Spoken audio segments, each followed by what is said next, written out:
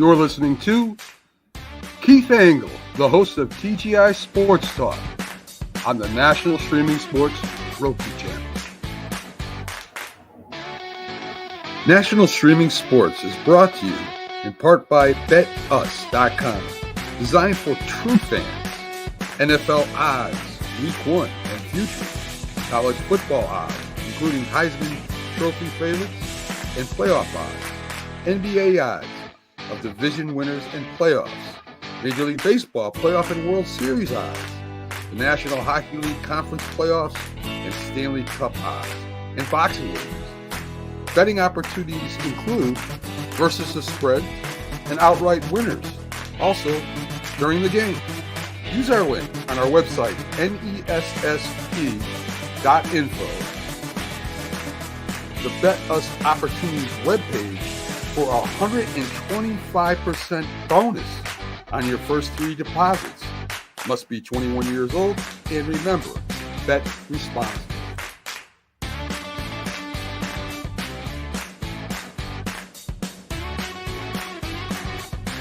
Where am I? Good morning, guys. Keith Engle here for TGI Sports Talk Sunday Stream of Consciousness. Great to have you with us today. A little rain. It was supposed to be a beautiful day. We had a little rain this morning. I am feeling a little under the weather. Woke up with aches and pains and head stuffed up. Ugh. Anyway, summer cold, probably. Good grief. Who's with us so far? Good morning, Danny Fuller. 8:30 in the morning. You know, I apologize. When I got into the big football show on National Streaming Sports, I did not share the show this morning. I apologize. And Wednesday night, I couldn't share it either because there's too many people sharing it. So that's a great thing. CA, good morning. How many we got in the football now, CA? It is Sunday already. When you're retired, Drew, you don't know, right? A lot of crap in the air right now. There is a lot of crap in the air. Ugh. I want to thank everybody watching us this morning on our Facebook, TGI Sports Talks Facebook feed, our YouTube feed. We're live on Roku, the National Streaming Sports Roku channel. Go get that. You see now we're partially sponsored by BetUS. Guys, or BetUs. It's BetUs, sorry. BetUs. I've always used one of the competitors. I'm going to check them out here this coming week, and I'll let you know what I find. But could be good for the National Streaming Sports Network and the people like myself that participate there. If you do go check it out, though, as the video said, go to nessp.info. That's the Northeast, well, it's the National Streaming Sports now website, and you can click the link there, and they'll know where you came from, and it'll be good for Mac and his team of podcasters. What else? We'll also we'll be on Twitter later. We'll share it to all the groups. Let's Talk Sports still. Tanner D and the guys are doing a great job over there, and they're kind enough to still let me share my show on the Facebook page over there. The Bottom Line Sports with Flo and the gang. Sports Authorities, John Gonzalez. He joined us a bit Friday. And what else? Greg Rawlings.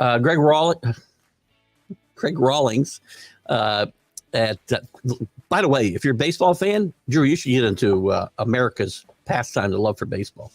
There's probably 300 former major leaguers in there, umpires, and I do a lot of mining for guests in there. So, and golf buds and sports of all sorts. Ken Krause has been a good friend of the show.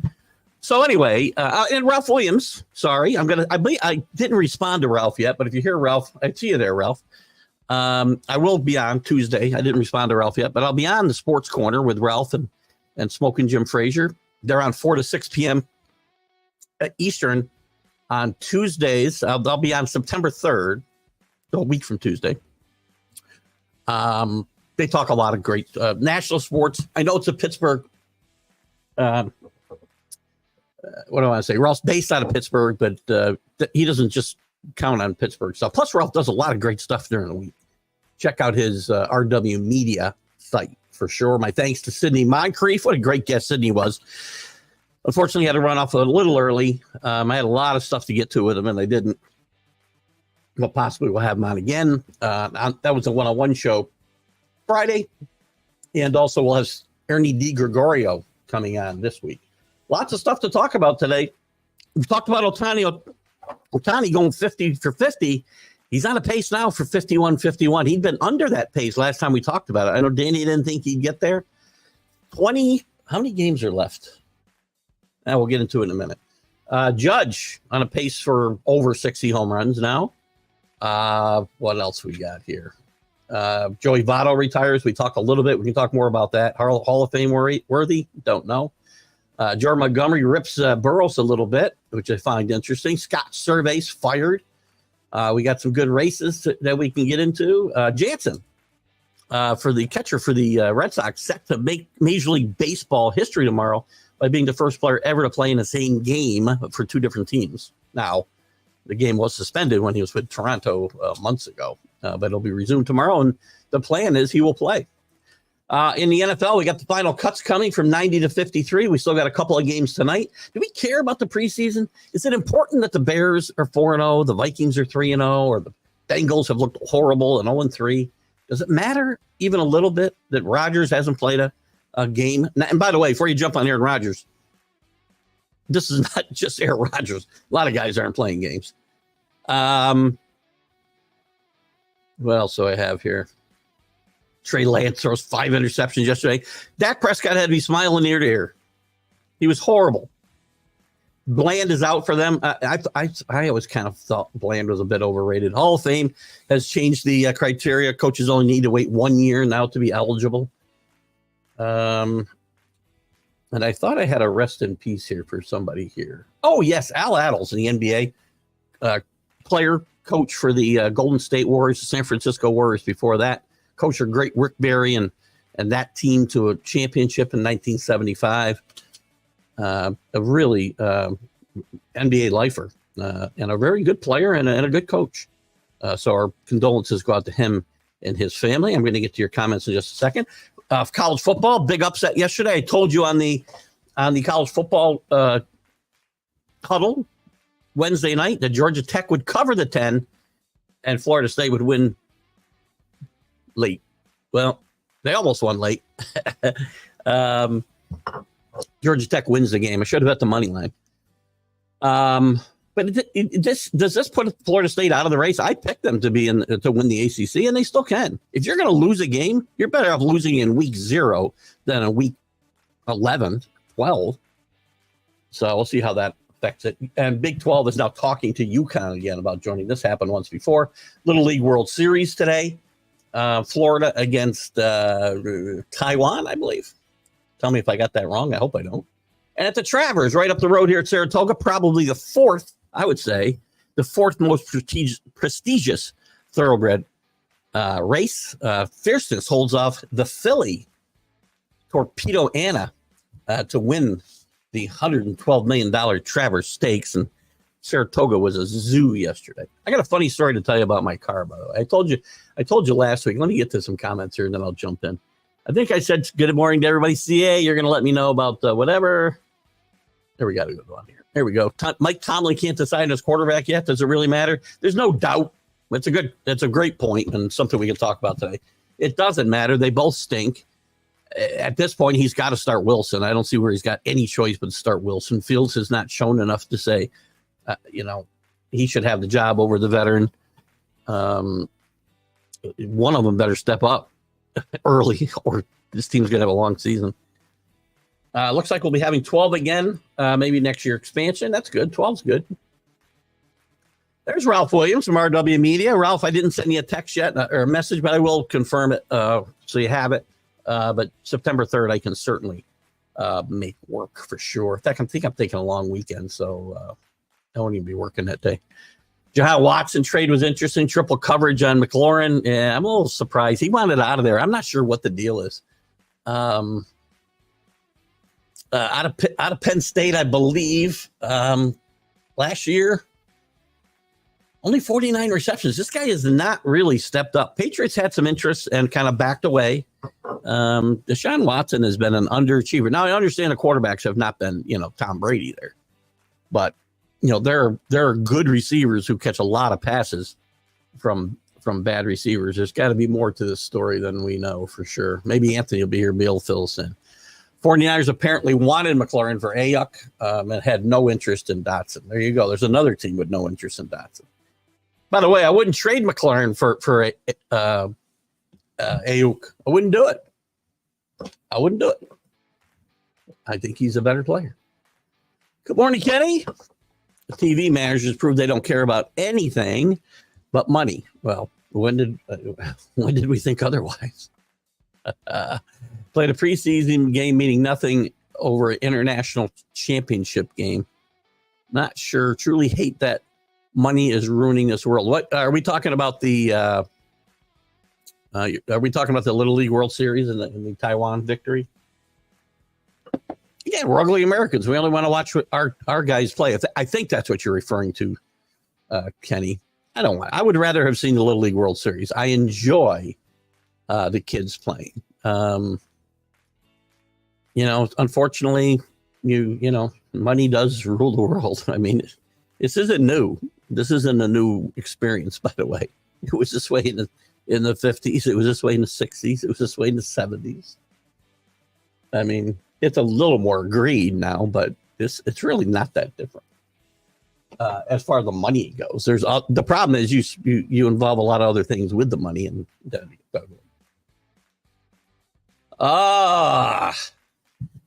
Chris had another birthday yesterday. He gave me, I thought, happy birthday, Doug Glanville. I tried to get Doug on the 101 show a couple times. Very solid major league player for a number of years. I believe he's still doing. You say he runs a renovation company. He did TV for a while for, I want to say Fox. But I guess he's probably not on there anymore. Good player. No preseason football is worthless for defining anything about your team's future this season. It is worthless in the sense of viewing pleasure, I think is Kenny's point. So it's not meaningless for sure. It is actually the way they play the games to get ready for this season. They are ridiculous. I will say 100%. Again, you go back to the 70s and even into the 80s, the starters were playing the majority of the games. They play 3 quarters. Sometimes they play 4 quarters. We don't get ready to play football. This is why we play crappy football all through September. It'll be terrible. 3 preseason games and nobody plays. I mean, I'd have no idea to know whether the Bears are good at 4-0 and the Vikings are good at 3-0. Bears will look great if you watch Hard Knocks. I mean, again, edited. Caleb Williams looks really, really good. Coachable, too. He seems like a good kid. But Drew's, you're right. The games mean something for defining anything about your team's future. Actually, this season, I personally, I don't think they do enough to get ready for this season. But the games are important. I've said this forever. I mean, they should make these games more important. Do I think the Bengals stink because they play terrible and they're 0-3? No, I don't. I think that's where Kenny's coming. It doesn't matter. I'd rather watch the kids from Taiwan play their championship game. 100% behind Kenny here. We could have watched this game anywhere. They could have on the NFL Network where everything else is with the crappy local announcers. Patriots are on NBC tonight. I won't watch much more than if I watch a half of this game, it'll be a lot. Because whether people want to think there's a competition there's not. Jacoby Brissett starting next week. Most likely it'll be Jacoby and Drake May for most of the game tonight. If you see Bailey Zappi, there's something wrong with Mayo. We know what Zappi is. So anyway, the end of Drew's comment, since you never see the starters, any cohesion between them, only in practices. Well, again, maybe I read this wrong. No, preseason is worthless for. I read it totally wrong, Drew. Good grief. Told you I wasn't feeling well. I didn't see the punctuation. It looked like no preseason football is worthless. This is why I check emails like right and left, because I leave words out which change the whole meaning of an email. So anyway, Drew is on the same page as us, guys. Just so you know, I'm sure he's typing feverishly to let me know that right now. Jim Beringer, Florida State, not the same team. Good morning, Jim Beringer, by the way. Great to have you with us. We'll have Jim on the college football show here soon for sure. We hope to have Larry Sorensen on Wednesday night. The very good former Major League Baseball player. Sorry, Larry, I think you would agree. And the current Wake Forest football analyst as well as baseball. They're not the same without Jordan Travis. They didn't. Let's be clear. They didn't lose this game because of DJ Ugalele. Whatever. I'll never say his name right. DJU. They didn't lose this game because of him. They lost because of the defense. In my mind, they gave up too many rushing yards. They averaged 5 yards a carry. Georgia Tech did. They moved the ball pretty well most of the game. And DJ, to his credit, led them to a late score to tie that game. But then the defense just let Georgia Tech kind of walk down the field. I think Florida State will grow. And this is good. If you got to lose a game, this is a good place to do it. It's a conference game. I'll give you that. But there's zero reason Florida State can't rebound from this. I picked them to be in the get a bye, win the ACC and get a bye. Could still happen. I think the ACC beats each other up. There's some good teams there. Clemson's going to be better. Florida State will improve. NC State with Grayson McCall is going to be good. SMU could, again, they'll beat some teams. They're not going to compete for the league, but great comeback for them last night. That's the kind of game. Listen, not a good football team, Nevada, but you come back and you win a game, you look like you were going to lose. That always helps your psyche. I'm forgetting Georgia Tech. I mean, nobody's going undefeated in that league, is my point. If Florida State finds a way to run the table, they'll probably in the ACC championship game. Just my guess. Maybe they should have played in that bowl game instead of obsessing about being snubbed. Rick made a comment yesterday in a chat we were in, and I didn't respond, but I don't, again, he was talking about good for the quitters. Again, I'm paraphrasing, Rick, and you can certainly speak for yourself. Why would I punish or root against this team? Because none of those quitters are on this team.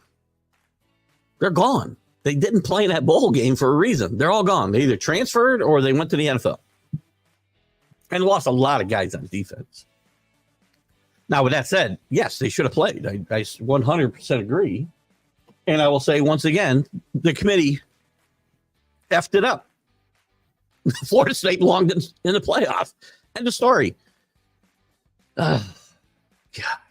Anyway, we got 12 teams. So now we'll be arguing about the 13th team. Here's a potential indicator headline for the seasonal future of 18. Chargers players crawl through ceiling panel to escape a stuck hotel elevator. Jim Hallbutter's teams find a way to make the news all the time, right? I think this will be a good team. It may not be a great team this year, but this will be a good football team. You know why? Jim Harbaugh has a history of turning franchises around. It's indisputable. San Diego College, Stanford, the 49ers, nowhere. These guys were nowhere when he got there. And then Michigan, who've been getting killed by Ohio State for years. Now, it took him a while to get going, but he won a national championship. He wins everywhere he goes. People don't like him. That's great. Doesn't make him a bad coach. You don't have to apologize.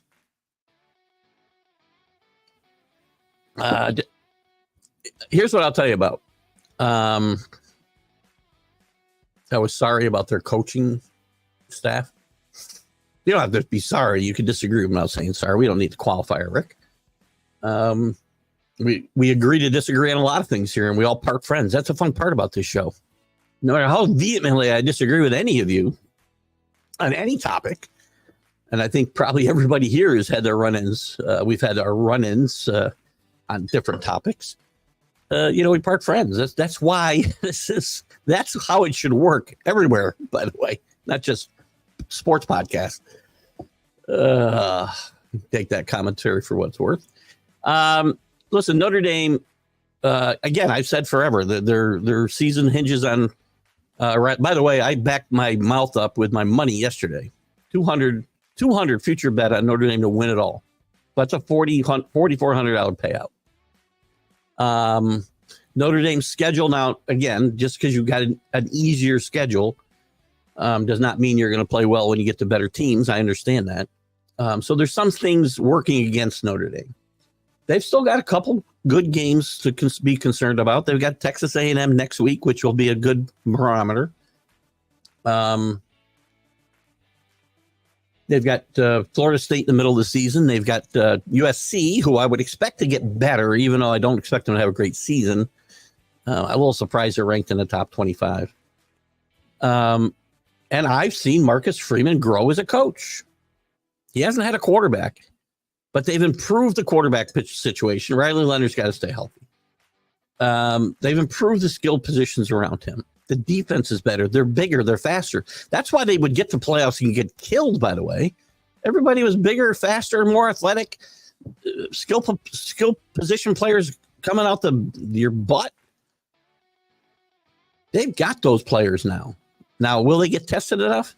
And going undefeated, I think I said on the show the other night, I'm pretty sure I did, but they're going undefeated. I think they could.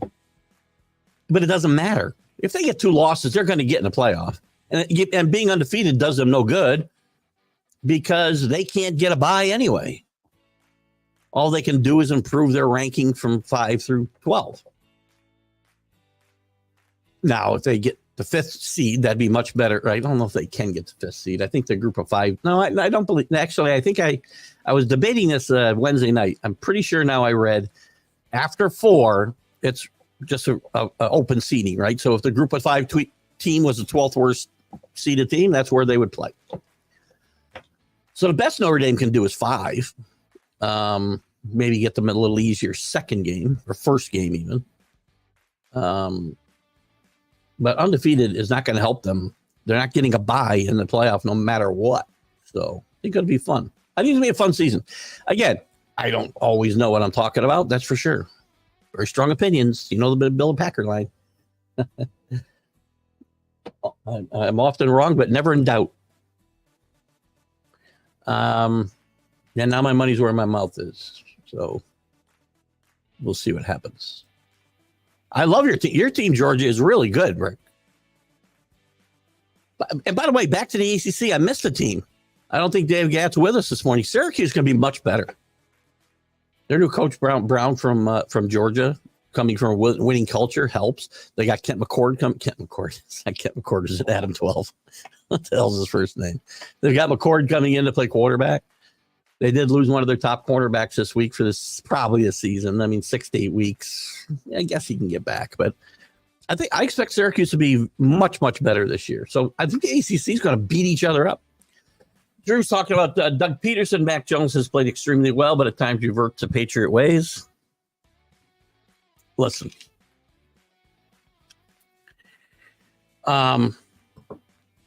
I will continue to say Mac Jones will be a productive quarterback in this league. Whether he starts again on a regular basis remains to be seen. But the Patriots screwed up Mac Jones. Mac Jones has got to take some of the blame, without a doubt, right? I mean, you have to be accountable for yourself, and he did some things he shouldn't have done. But the coaches, Bill Belichick turned on Mac Jones, and Mac Jones did things that Bill Belichick didn't like, and that was that. The Patriots screwed him up. He had a very, very good rookie season. People tend to forget that. They made the playoffs when they weren't expected to. They lost, but they weren't expected to be there. He had a very, very good rookie season. He made the Pro Bowl for whatever that's worth. Nothing. But then they bring him back in his critical second season without an offensive coordinator. 2 guys from defense and special teams running the offense. Brilliant. I love Bill Belichick. Stupidest coaching move maybe in the history of football. And then it just snowballed from there. FSU was more focused on that than Georgia Tech. Haynes King's a good player. As I said on the big football show earlier, and I apologize for not sharing the show, guys. I was kind of groggy. Still a little groggy. Haynes King transferred in, I believe, if I'm not wrong, Jim, from Texas A&M, where Jimbo Fisher, again, messed him up. Haynes King looked really good yesterday. The running game looked really good. Haynes King was poised, fit some balls in some tight spots, didn't panic when they had a big loss near the end of that game when they were getting ready to kick a field goal. If you remember, the second to last play, they lost like 13 yards. And he did a great job to get a chunk of that back. Very, very calm and cool under defense. FSU's defense was not good. They lost a lot of guys. Off a very good defense. Now, there's no reason to think that Mike Norvell won't get this team better as the season goes on. They don't have an easy game in week 1, if I remember. Trying to remember now who they get. I'll take a look in a little bit. You can't allow 7+ minute drive. Grade. I mean, they did a great job of just ramming this ball down Florida State's throat. Tech now 5-0 against top teams in their conference. By the way, they're also like some crazy stat where they won the last 10 times. What was the stat they showed yesterday? The last 12 times that they were double-digit underdogs, they won the game outright. This team's getting much better under Brent Key. Brent Key has slowly, since he took over midseason from Collins, the previous coach, he's done very, very well and slowly, meticulously making his team better. They made a bowl game last year. They were very competitive last year. I didn't think DJ looked that good at Oregon State last year, by the way. In key games against the best teams, I don't think he looked good at all. But I don't think DJ's the reason they lost this game yesterday. Again, when you have a quarterback who leads you down, now he didn't. Again, you got to score more points, right? But you shouldn't have to score 20. 21 would have been enough to win most of the time for Florida State. That defense isn't good enough. He led them on an impressive drive, Jim. I don't think you'll refute that in the fourth quarter. I mean, they probably would have been better off eating a little more time off the clock. But anyway, here's what we can agree on. It was a fun football game. That was a great way to kick off the college football season. That was a fun football game, I think, all the way through. That'll be more exciting than any game you see in week 1 in the NFL. Just saying. Zay Jones suspended for 5 games. Yeah. Seems to be happening a lot this year, man. It's been happening a lot for the last 30 years. Don't let the air out of footballs, guys. Don't let the, because you'll get, so that's basically the same. Tom got 4 games for letting the air out of a football. This guy gets, chokes his girlfriend and gets 5 games. You know, Deshaun Watson's making tens of millions of dollars and he stinks. And he's the, I don't even know what we call him, Drew. What do we call him? The massage molester. I might be wrong.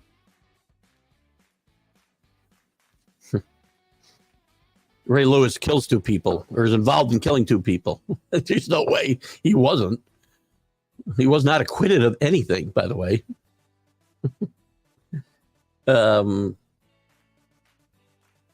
But we celebrate him and give him jobs in TV booths or TV studios and put him in the Hall of Fame. Don't let the air out of footballs. That's the cautionary tale for your kids today. Don't worry about how you treat women. That doesn't matter. You'll get just a small suspension and you'll be back. But don't let the air out of footballs because it's going to follow you around your entire career. People are going to say you're a cheater and shouldn't be in the Hall of Fame. We should take away all your Hall of Fame, your Super Bowl trophies. But this league is so back, and this country is so backwards, right? Stupid. Anyway, good for you, Zay. Way to really be an example for your own kids. By the way, his baby mamas. She's the baby mama for him, and he's there choking her out. Hello, Paul Spada, our Patriot, our Boston fan. It's hard for me to say our Boston fan. I can say that, I guess. I prefer to focus on the Patriots, though, Paul. It makes it easier for me. But welcome this morning in Wisconsin. I did say bylaw changed. Well, here's the thing, too, and this will happen a lot. I mentioned this at the top that they changed the bylaws for coaches. They only have to sit out 1 year. This is you're going to have, in the future, you're going to have Hall of Fame coaches coaching. Or it's going to keep them. I mean, I think it kept guys like, I want to say, Bill Cowher comes to mind. Might even have been Madden. Got some coaches retired and then didn't get in the Hall of Fame for a lot longer than you would have thought, because the voters all thought they were coming back at some point. But anyway, I'm okay with that. The thing is, Bill Belichick's not a first ballot Hall of Famer. And Pete Carroll, quite frankly, probably should be as well. There's something wrong with the balloting system. If you're worried about counting votes, maybe you ought to count there, because there's something wrong. Paul Peters, welcome. I think Paul's been here before. There you go again. I remembered your name, Paul. I'm going to leave this up here for a second, Paul, because here's what I'd like you to do. And you're fortunate, Paul. I don't get offended by anything. You came on my show one other time and put up some, not so kind things. So I'm happy you did that, because it shows who you are. And I hope, if I'm wrong, I apologize, I guess, but I don't think I'm wrong. So, what you should do, Paul, is probably crawl back in your mama's basement and, whatever she has down there for you. She'll probably bring you some breakfast later, maybe some lunch. When your unemployment check comes or your DSS check comes, you can go out and spend it on whatever you spend it on and have fun. Otherwise, you're the dick here, not me. Okay. Bye, Paul.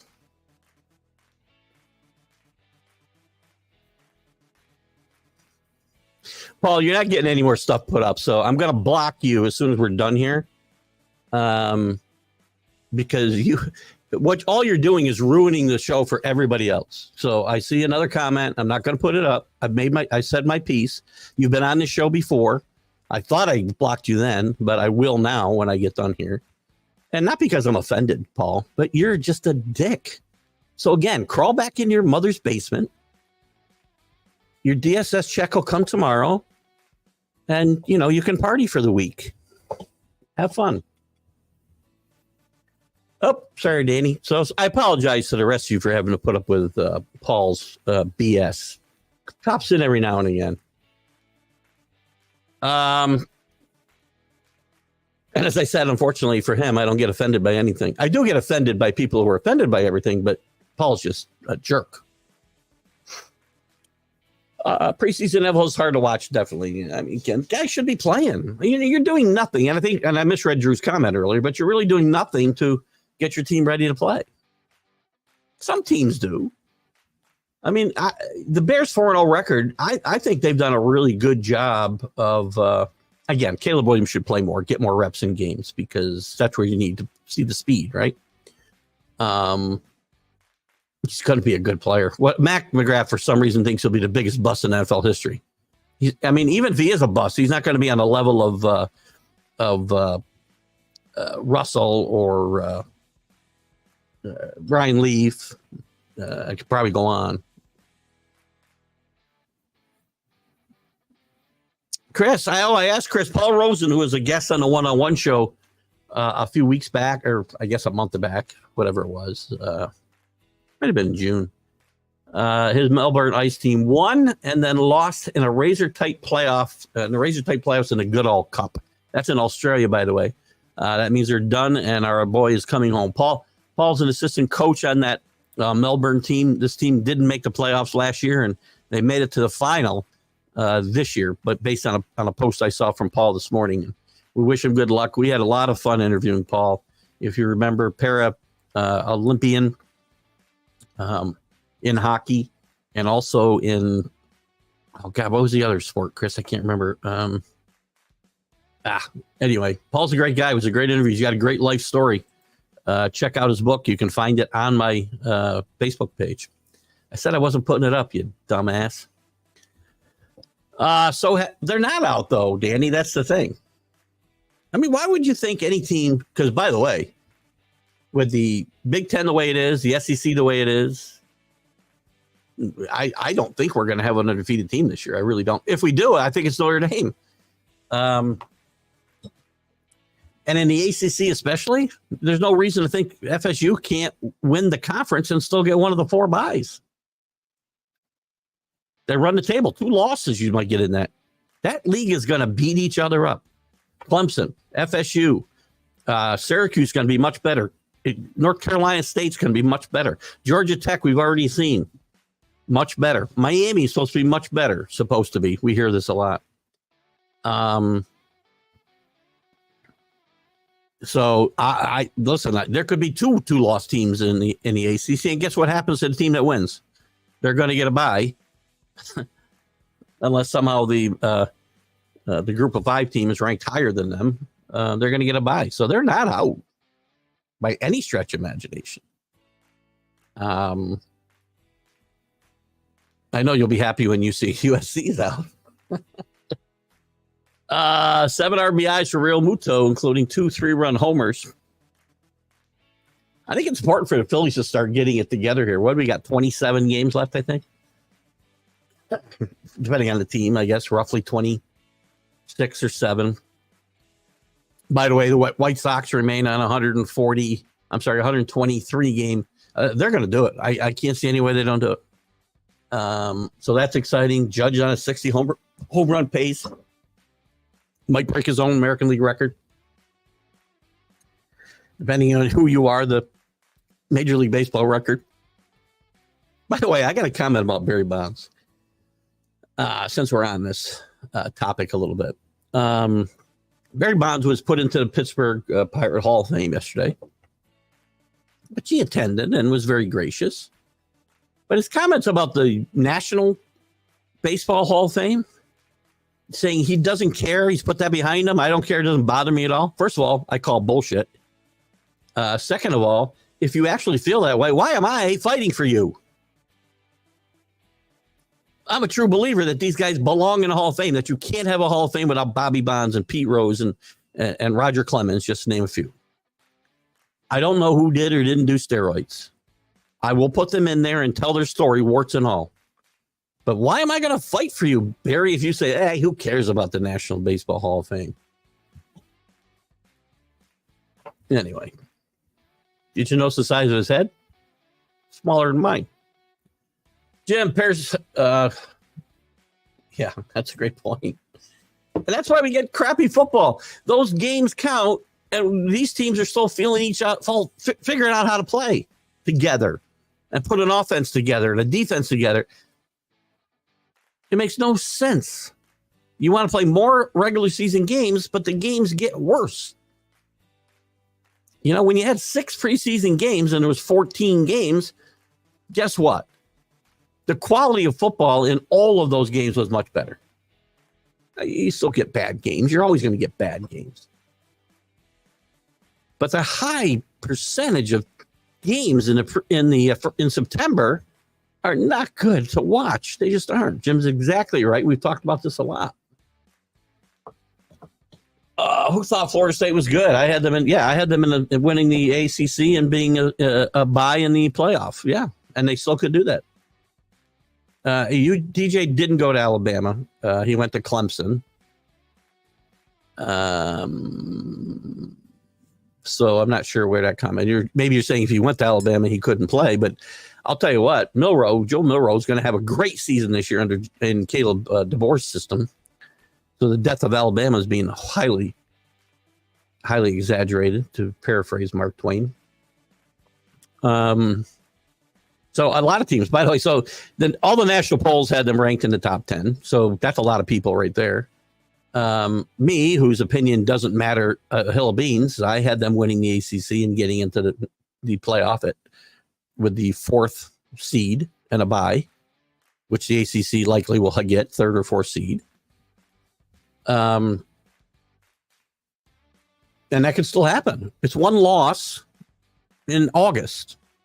I guarantee you tons of teams have come back from losses in August, in September, and won the national championship. Guaranteed. And I'm not going either, by the way.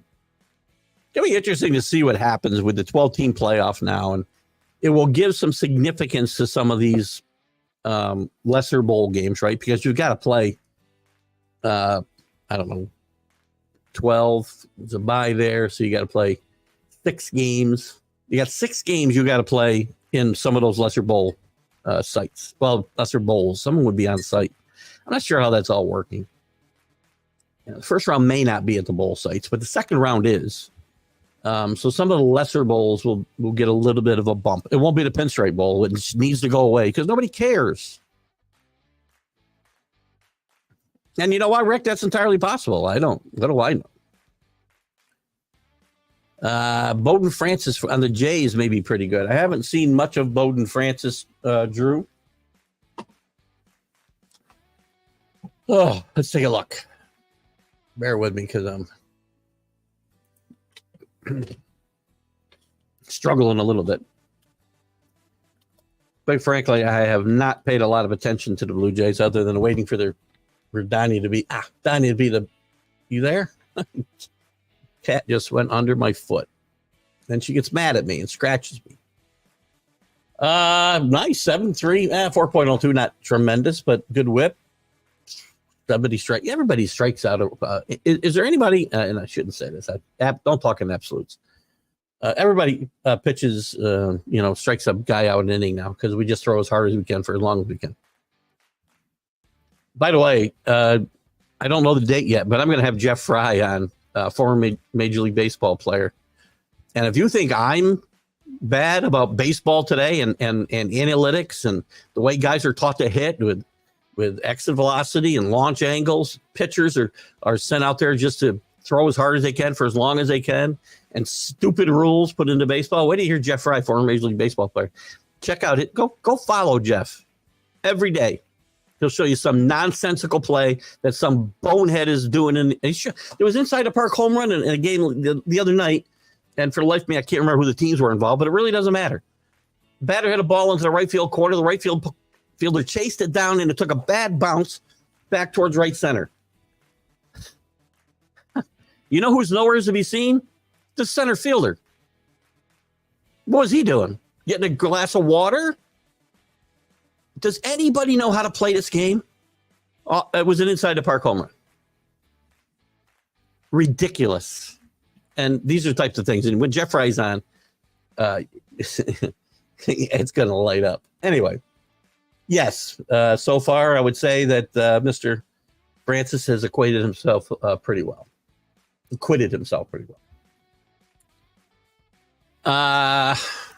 There you are, just not Sunday morning without Rick Sherlock.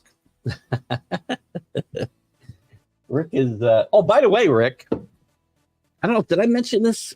I have a friend, a Facebook friend, who's been a journalist for years. Maybe I didn't mention this, I don't know. Some of you didn't catch this probably, but I have a journalist friend on Facebook who's been doing this for decades. He posts some of the interviews that he does, and he has a podcast I think he does of his own. Gary McPhillips is his name. Well, he made a post the other day with a WIZR banner and an interview he's doing Yogi Berra in 1973. WIZR is in Johnstown. And I found out, going back and forth with Gary, that he worked for WIZR. He worked for WTRY in Troy, which was the oldie station back then, if I remember right. IZR had the Met games on. Yankees were on WENT. Anyway, we got talking. What a small world. He also did some high school football, and he broadcast the Glove City Colonials games. Rick, I think I mentioned this to you. We're going to get him on the show. This might be a totally self-indulgent interview, one-on-one with Keith Engle, but although it's not, I know Rick will be interested. I know I have tons of friends on Facebook who were former colonials or Johnstown people. Several of them in the semi-pro, National Semi-Pro Hall of Fame, like Bob Sherlock, Rick's brother, is being inducted into soon. Joe Hall, Harry Robinson, Rick Sager, Bob Bean, I believe. Rick, you can probably give me some more. Great guys and great football players on that level. And I think it's going to be a lot of fun to talk about some of that stuff. So won't be for everybody maybe, but maybe a little self-indulgent to me. I'm excited about it. You can't tell. Drew, A-Rod was there, and I watched the I'm unsure about the reception he got. I would say mixed at best. Maybe I'm wrong. Somebody wrote in one of the New York papers or in one of the websites I follow that this should lead to A-Rod getting his number retired and his plaque in Monument Park. No, it shouldn't. No, it shouldn't. A-Rod had great numbers, wonderful numbers. He was part of a World Series champion. I get it. But until I see guys who are lifelong Yankees like Roy White, like Greg Nettles wasn't a lifelong Yankee, but I guarantee you that Greg Nettles was more instrumental to his team than A-Rod ever was. Well, another reason you shouldn't look at numbers and say, oh, my God, put him in Monument Park. Anyway. This does bring me to another topic, though, that I had written down here, I think, and I skipped over. Why are we not playing old timers games anymore in Yankee Stadium? They have not played a game. They've had a celebration. Well, we don't play the games. When I was a kid, that was fun. I know, you're seeing 70-year-old guys out there, and Jeter. There's a theory out there that Jeter won't play, so the Yankees don't play them. COVID canceled it for 2 years, so. In all fairness, but the last 2 years, there's been no game either. Well, actually, 3 years. So it might be 5 years since they had a game. But why? I enjoyed them. Now, maybe we don't care, but I like to see those guys get in uniform, get an ovation, play 3 innings.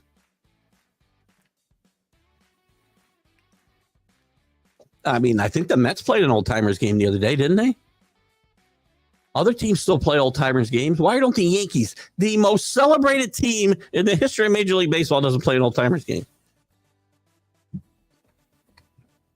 Maybe life has passed me by. Maybe I should see Dr. Kevorkian this afternoon. But I'm just beyond. When you listen to Bowden speak, this tall youngster has a great water up the duck's back attitude. We'll check him out some more. Maybe we can get him in pinstripes. We need some pictures.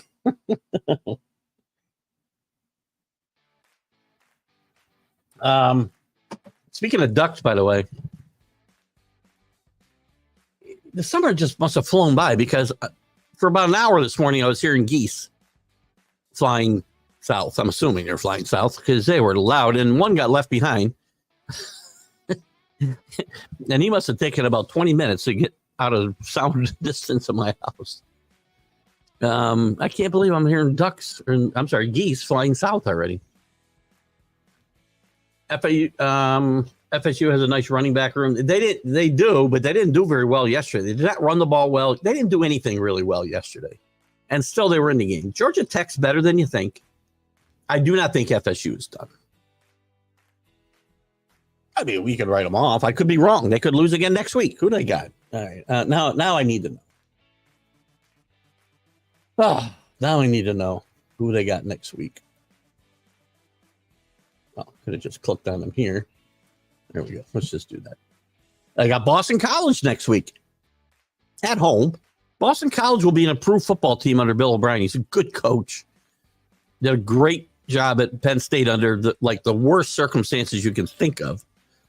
I would expect Boston College to be better this year, but I would also expect FSU to win that game.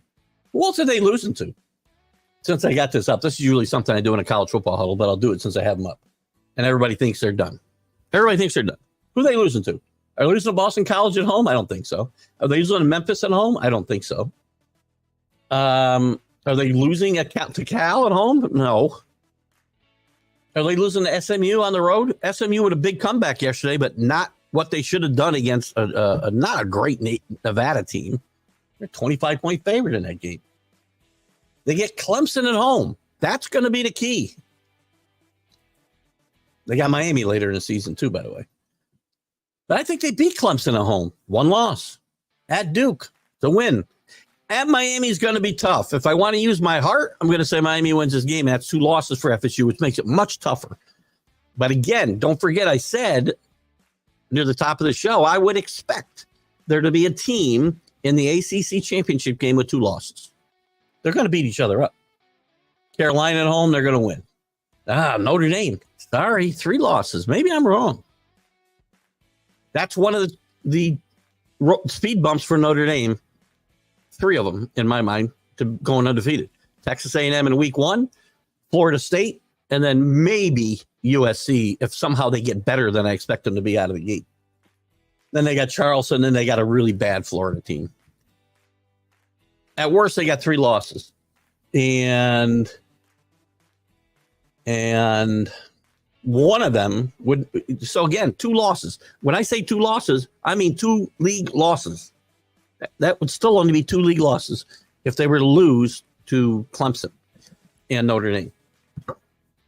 Just, to me, they're probably still got a very reasonable shot of being in the ACC championship game. They were the cons, so why not? I'm not sure. I'm lost there, Kenny. You got to help me out a little more there. Paul Spot, I didn't understand room because I went to Perth and nobody could spell there, so we had to, figure it out on the fly. Just kidding you. He wins everywhere he goes. I think we're talking about Harbaugh, obviously. To me, this is Harbaugh's toughest challenge, yet non-banner, less Chargers program. Okay, fair enough. I mean, I won't disagree with that statement. It still doesn't mean he won't succeed. He's got one of the best quarterbacks in football. Now he needs to surround him with some talent because they've kind of culled his 2 best wide receivers from his team, and this is going to take a year or 2, I think, for this team to get to where I think they can go. But Harbaugh's again proved that he can do that. Good, man. I keep telling, how good a coach do you have to be to get that 49er team to a Super Bowl with a quarterback and a trick with a gimmick quarterback and a tricked up offense? You guys all think Colin Kaepernick was a great player. He wasn't. I can throw the ball more accurately than Kaepernick. Maybe not as far, but if I can't throw it far and it's incomplete anyway, what the hell's the difference? Or if he can throw it farther than me, but he doesn't complete it, what's the difference? He's a good coach. I mean, again, it's amazing how much I have to. Yeah, people don't like him. I get that. He's a quirky guy. He's not for everybody. I like quirky guys. I'm a quirky guy. I kind of gravitate towards quirky guys like Lane Kiffin, Jim Harbaugh. If you ask my wife one word to describe me, I guarantee you quirky would probably be the word. Hopefully she would say caring or something first, but it wouldn't be too. If you said, give me 5 words, quirky would be very high in those 5 words. And I'm okay with that. I embrace that, right? And again, quirky in a good sense, right? I'm not quirky like I'm going out, Never mind. Oregon is going to be very good. I've got them winning the Big Ten over Ohio State. Important thing to remember, guys, in these conferences: the Big Ten, the SEC, the ACC, and Big 12 is already there. AAC rather, American Conference. There are no more conferences, right? Or so divisions. There's no more divisions within these conferences. So the best 2 teams will play for the conference championships. That's not always been the case in the Big Ten. Actually, it's rarely been the case in the Big Ten. It's rarely been the case in the SEC. Now, the 2 best teams will play. I think Oregon beats Ohio State. I think Oregon will be the number one ranked team going into the playoff. I have them losing. Again, it depends on your, how you, how did I have this? I kind of screwed it up a little bit, but I may have to redo my chart for next week's show. I had Notre Dame beating, crap, I don't think I can remember. Yeah, that's not this week's. I'll find it though. I'll find it. Well, and I'm gonna fix it. But I believe I had in the Final Four, I had Georgia, Oregon, Notre Dame. I might have Boise State get there, quite frankly. But I'm going to redo it again. The Boise State pick is still a little. I'll do it before there's any more games. I won't change, and I will not change my Florida State pick. To be fair, I picked them and they'll stay there. Gold Glove and Upper Deck. A's fan catches 3 foul balls in 1 inning. Could be because they don't have a ton of them in fair territory, or that many people to fight for the ball, right? How many people did you see the video, Drew, or not? I mean, how many people were actually fighting for the ball with this guy?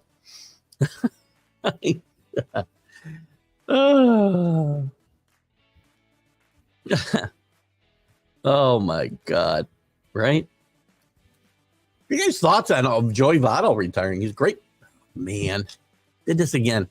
Well, I've got some. I have now somehow downloaded a snipping tool on my computer, and I just took a screenshot of myself as well. I don't know if I froze or not, but I freeze for me, and it's very distracting. So anyway, I have a nice screenshot of myself, probably making a face that makes me look like a penis or something. Looks like Paul went away. Let me take a show of hands. How many guys think Paul lives in his mother's basement and hasn't worked in 10 years?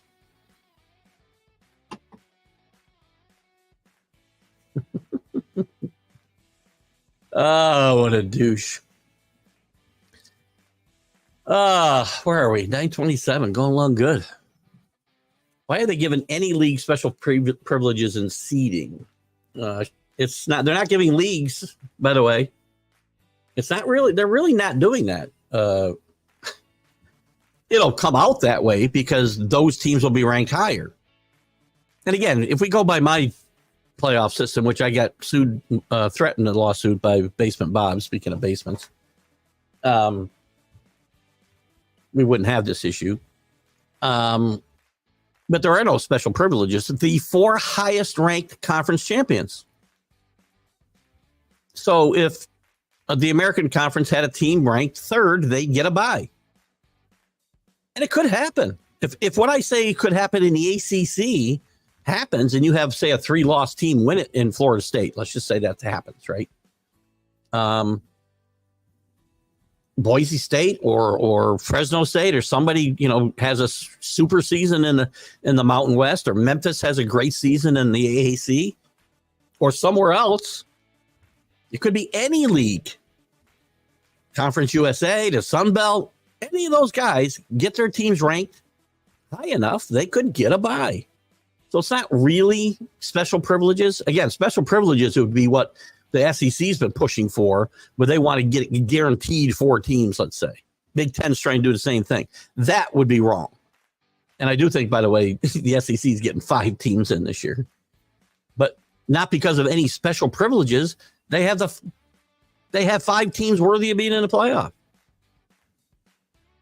And Kenny, I get it. I mean, it's going to appear. And again, it's not that they don't want anybody else to win. You got 12 teams getting in there with a fair chance. And if they go to 14, this system will go away. They should go to 16. It would be very simple. I'll lay that system out there again for you. Basement Bob, get your lawyer on the phone right now. What the NCAA should have done, and maybe still will do someday, is every single conference champion gets in. It's only 10 leagues, guys. This isn't basketball where there's 35 leagues. There's 10 leagues. Give every conference champion an automatic bid. I've still got 6 at-large bids. And then we play. 1 plays 16, 2 plays 15. It's pretty simple. But technically, Kenny, They don't get any special privileges. They want more special privileges, and quite frankly, they may very well get them. But, and again, the writers don't tend to give an honest accounting of some of these smaller conferences, right? So for a team, say for the Mountain West or the AAC or the Sun Belt to actually finish ahead of either of these four conferences will take the perfect storm, right? That team's going to have to be probably undefeated, like Cincinnati was a few years ago. I mean, in this format, Cincinnati would have got a bye out of the AAC a few years ago. So again, it's not just the Power 5 and now Power 4 teams. Cincinnati would have got a bye. There was another time before this, before the 14 playoff, where Utah would have got a bye, I think, when they were playing in the Mountain West, I want to say. So there are instances where group of 5 teams can get that bye. It's not going to be easy. I mean, the deck is stacked against them. Hey, Neil Bush, how are you, buddy? A resident South Carolina fan. You know, Jim, oh man, what's his name? Maybe I asked you this already. And if I did, I apologize. What is Jim's? Bear with me. Guys, if you haven't gotten in the college, go to the website, by the way. I'm going to put it in the chat here in a second before we get done. Let me find. Do you know Jim? I think he lives downstate somewhere. As well. He was a school teacher, went to South Carolina, played basketball. I can't find him now. Jim Graziano. I looked up his numbers. I might get him on the show when basketball season starts again. He was a really good player at South Carolina. I wonder if you probably know the name I'm thinking, Neil. He's a bit older. I don't know. I'm not sure how old you are, Neil. I know he's a bit older than me, but not a lot. ACC's a weak conference, says Kenny. I don't know about that. Weaker than the SEC? Yep. Weaker than the Big Ten? Yes. Weaker than the Mountain West? No. But with what I just said, this isn't working. Hold on. What I just said, one of those teams, and I got to read the rest of your comment because I'm trying to find something at the same time, so I apologize. I'll get there in a second. I want you guys to get in the pick'ems. We got a college and an NFL pick'em this year. Just got to find my site, so I'll get them up here at some point. All right, so where was I? Kenny says ACC is a weak conference. Notre Dame played 1 year and won easily. Won easily? That's not true.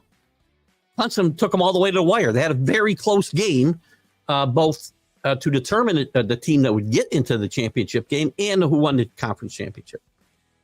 They didn't win it easily. The second tier. So you're telling me, what's second tier?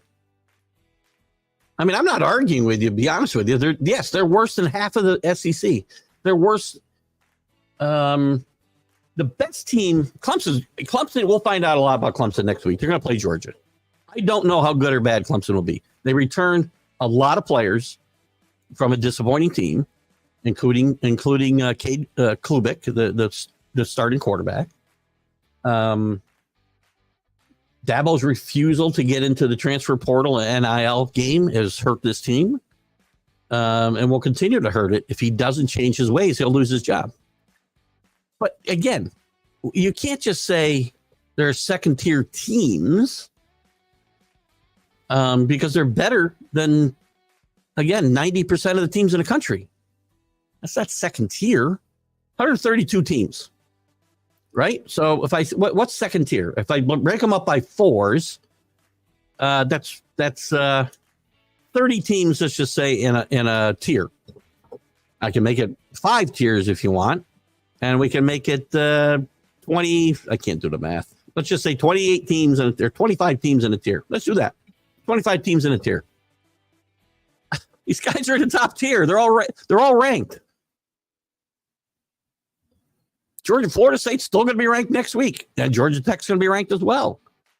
So that's second-tier teams. You can say they're second-tier conferences, and I'd be okay with that because you've got the SEC, you've got the Big Ten. That's one tier. Then you got the ACC and the Big 12, which will be very exciting races. Not the best teams, but it's going to be an exciting football season because you've got so many teams that could surprise, which is a good thing. They're in a second tier, and then they got everybody else. Well, maybe there's even the group of five. I might put a third tier in there and put the American Conference, the Mountain West. That might be it, and then everybody else. Conference-wise, again, second tier. Again, I need some criteria. Where's second tier start? Are we talking about top 10 teams? Are we talking about 20, 30? And if we're talking about 30, which is 4 tiers, a little more than 30, these teams are obviously in the top tier. It's only college football great. We can argue. Even though we got a 12-team championship coming, we can still argue about all this stuff. I'm going to put a couple posts in here in a second. Max Pacioretty in the news. Well, that's good. Some other free agents still managing. This has got to be hockey, right? I will leave Jim Behringer to comment on this one. I don't know. I have asked Chris to stump me, and he's done it. He does it weekly. Let me look up Max just for the hell of it. We don't want to avoid your question. Max Pro. Oh, Pack, you're ready. There he is. American ice hockey player. I knew he had to be an ice hockey player. 35 years old. You know, that's why, a lot of the guys we talk about still out there in the news, they're all 35 years old and older. They'll sign somewhere. NHL teams like veterans too, though. Danny Jansen, as I mentioned earlier, yes, officially set to play for 2 teams in 1 game on Monday, unless something happens to him today. And make history for being the only one ever to do it, with a continuation of earlier suspended game in Toronto, which we talked about earlier. Again, interesting footnote in baseball history. As oh God, by the way, as John Sterling used to say, just when that's a great thing about baseball. Every day you see something you've never seen before. Well, this time it's true, but it is often true. You see a lot of things. Unfortunately, today a lot of them are bad things. But speaking of John Sterling, who I just abhorred, by the way, I love baseball on the radio. And John Sterling and Susan Waldman made it impossible to listen to the games. Talk is that John Sterling, who retired in April at 88, I don't know. I think I want to say he's 88. I don't know if that's correct or not. But now there's talk he's going to come back and do games for the playoffs. Is that fair for the guys that have been there?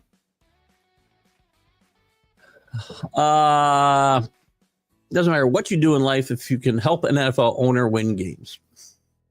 I think I've said that, right?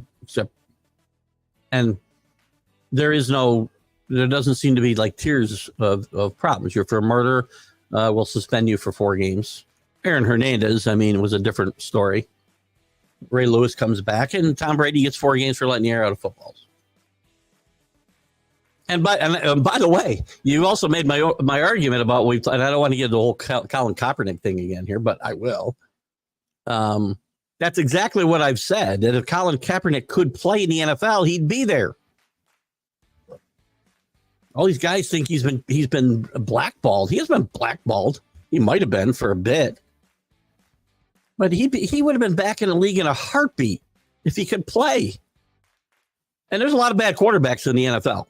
Maybe he could be a clipboard carrier, but you're not going to take that on unless you think he's going to Kenny's point, help you win games, not back up your quarterback.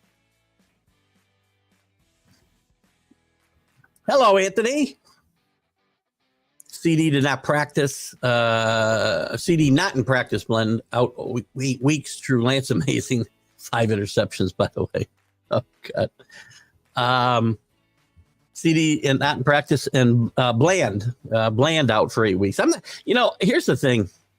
I had this conversation with Jim Jeffcoat last year on the Big Football Show a couple of different times. If you remember, I think it was Thanksgiving Day. Bland had 2 touchdowns returned for 2 interceptions returned for touchdowns. And it's a big deal. But as I said, the really good cornerbacks don't get thrown at. Really good cornerbacks don't get 10 interceptions a year.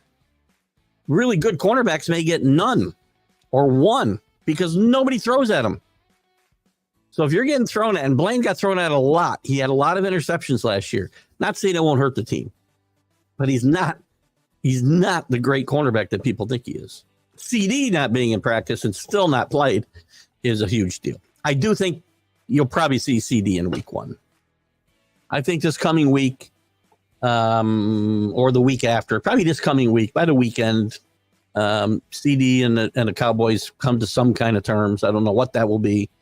And he'll get a week of camp. No games, but a week of camp.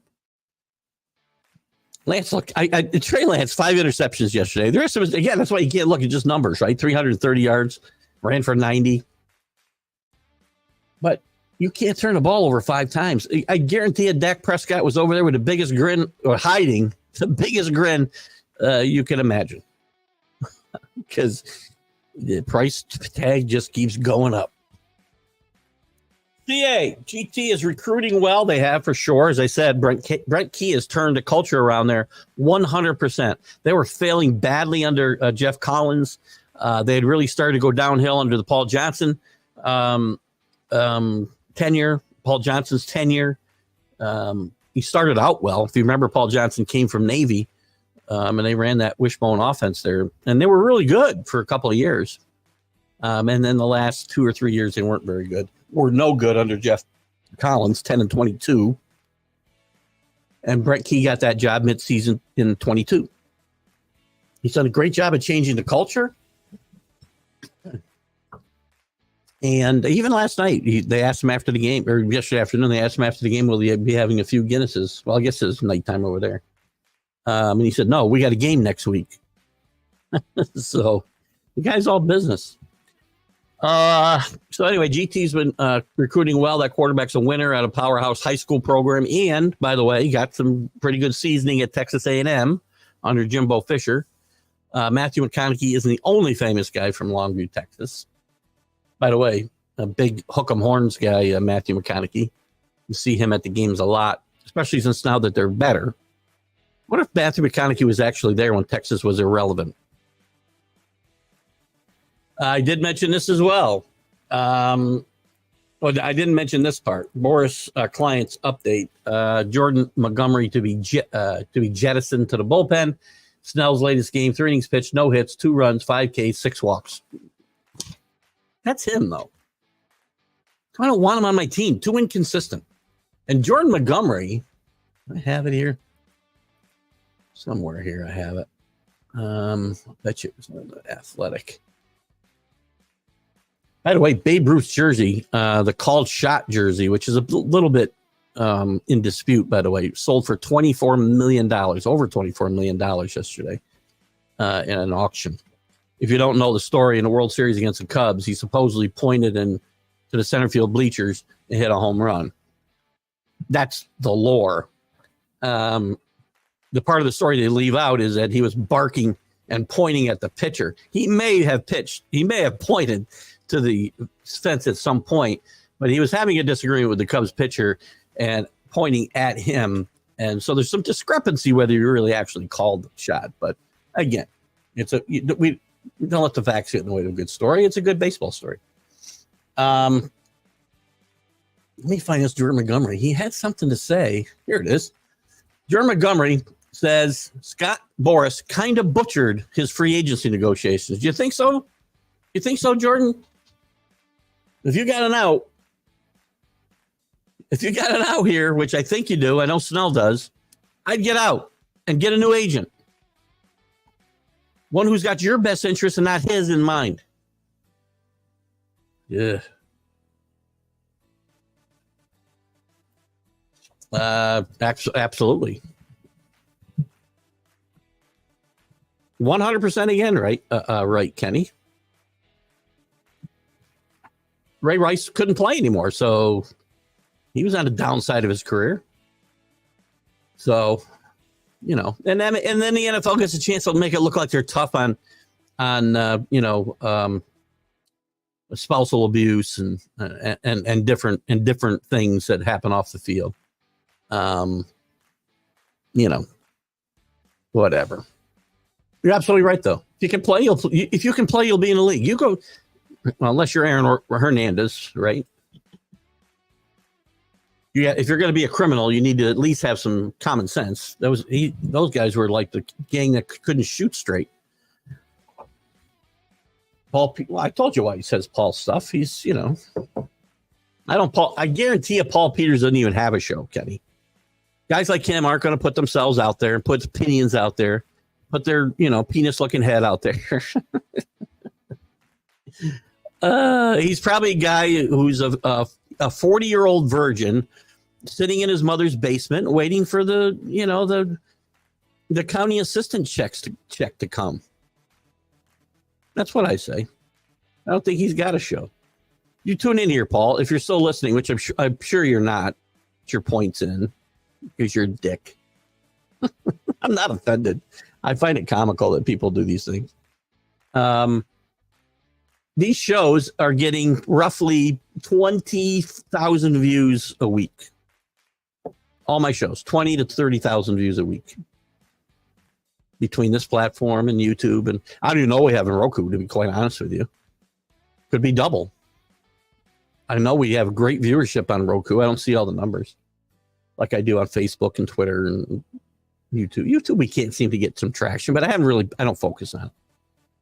So anyway, you got 30,000 people out there who would think you're the idiot, Paul. So I don't lose any sleep over guys like that. Thank you, though, Kenny. Edgar Martinez named new hitting coach. Too little, too late. I don't think they've thrown in the towel. What have they done the last couple of days, by the way, since they fired Surveys? We had this discussion. My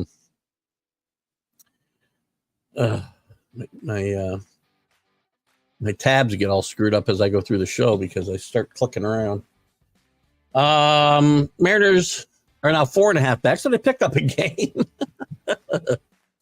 You're still 2-8 in the last 10. They did pick up a game. I don't think they've thrown in a towel. It is too little, too late with 27 games left, right? They've got 32. I don't think the managerial move was just throwing in the towel. I think they think Dan Wilson can spark this team. He hasn't so far. I think they're 1-1 the last 2 days. And I think Edgar's a classy guy. Classy guy. Loved watching him hit. Broke my heart 1995 when he beat the Yankees in Game 5. But I would have liked to pitch to anybody else besides Edgar Martinez in that spot. Great player. And I think he'll be a good coach. But I don't think they've quit. I think they can still get there. At least through a wild card. I think they're closer to the division than they are the wild card, though. Morals. I think I kind of figured out what you meant there, Kenny.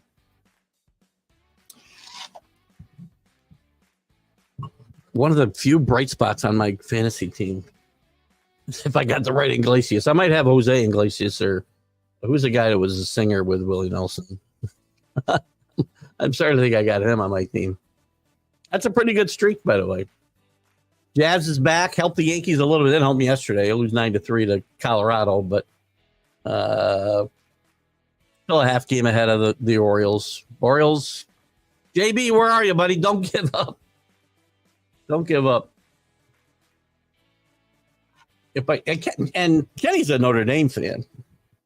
Can't believe it took him this long to back me up. If by chance Notre Dame goes undefeated and ranked number 1, that's correct. Well, they don't play in a league. That's their problem, though, Kenny. And again, I guess that's a good point.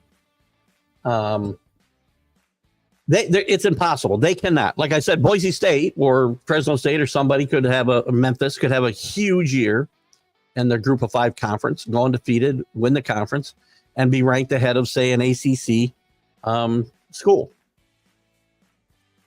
And they can get the 4 seed. They could get that 4 seed or higher, theoretically. But Notre Dame cannot. Notre Dame has zero chance. And that's one of the, and I think I said that at the top. And if I didn't, I know I was talking about it earlier on the big football show and college football huddle. That's one of the big strikes against them. I don't know if they're going to be as battle tested as some schools, programs when they get to the playoff, although they've got some tough games, including next week against Texas A&M, Florida State, Miami. No, not Miami. USC. There's somebody else in there. But they can't. They have no chance. Zero chance. 5th is the highest they can get. Correct. Grady Sizemore heard your comments and is doing everything possible to make sure your happiness is about to breaking the record line. I am very selfish as well. As quirky, I'm very selfish. They've got, how much games they got left? They got 32 games left. I mean, they have to win. If they win 10 of those games, they go 10-22, which is a whole lot better than they played at any stretch of this year. They'd have to go 10-21 just to tie it. 11-20. 11-20 they have to go, not to break the record, not to at least tie the record. Sorry. I can't see how they're going to do that. They haven't played that kind of stretch all year long, and I'm excited. I've been rooting for this for decades. Decades. NL Central playing musical chairs behind the Brewers every few days. The team will watch. The Pirates took themselves out. You know, it's funny. They stayed longer. They seem to stay longer. No, just bit my tongue. That's how I know I'm sick. My tongue swells up and I bite it all the time. What was I going to say? Oh, the Pirates. They seem to last longer, but then they have a 10-game losing streak at the worst possible time to take themselves out of the race. Well, we're still open for security, even diminished.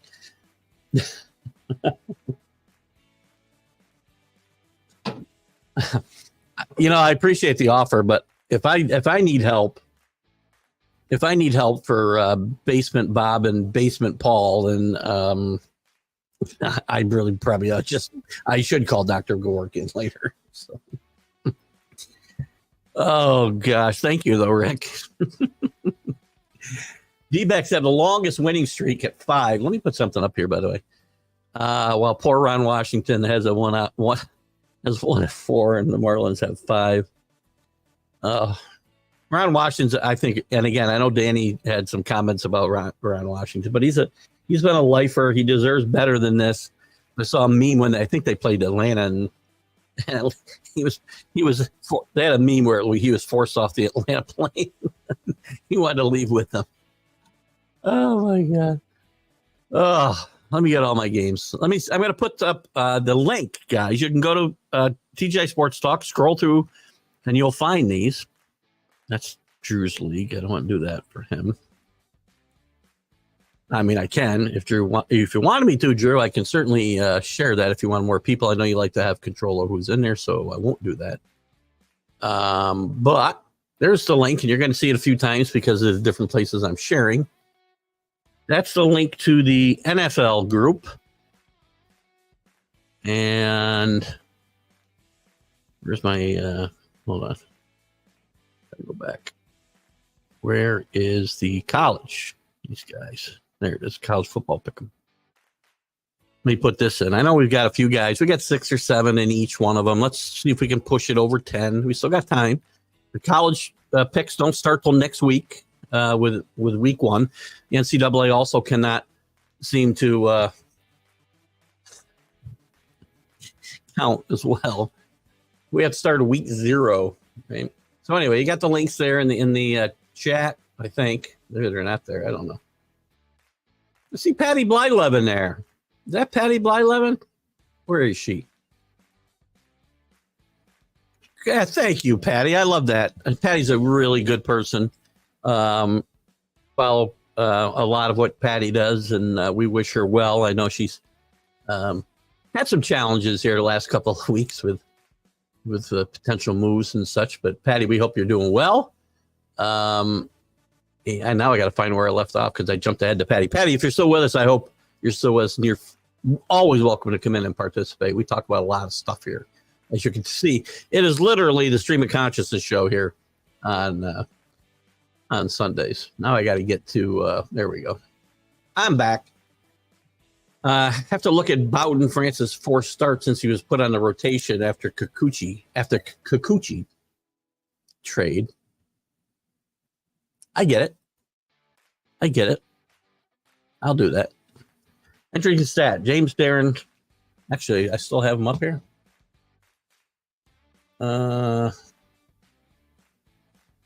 Last 5 games. There you go. All right, Drew. 8 innings pitched. Very impressive. 12 strikeouts. Sweet. That's a good inning. 1 earned run.